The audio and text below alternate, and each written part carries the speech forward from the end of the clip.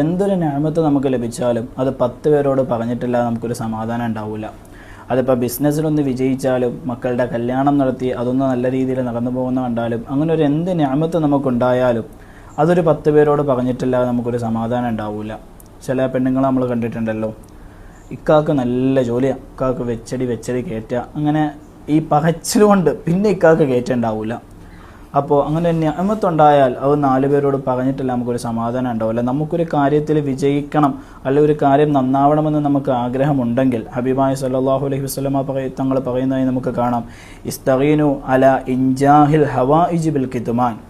കാര്യങ്ങൾ നല്ല രീതിയിൽ നടന്നു പോകാൻ നിങ്ങൾ ആഗ്രഹിക്കുന്നുണ്ടെങ്കിൽ അത് മറച്ചു വെക്കലിലൂടെ സഹായം തേടുക.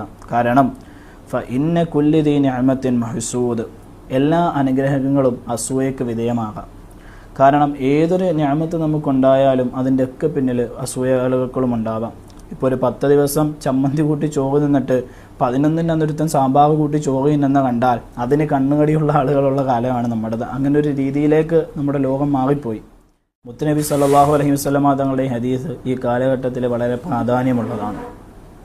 ഏതൊരു നിഅമത്തും നിലനിൽക്കാൻ നമ്മൾ ആഗ്രഹിക്കുന്നുണ്ടെങ്കിൽ അത് മറച്ചു വെക്കുക.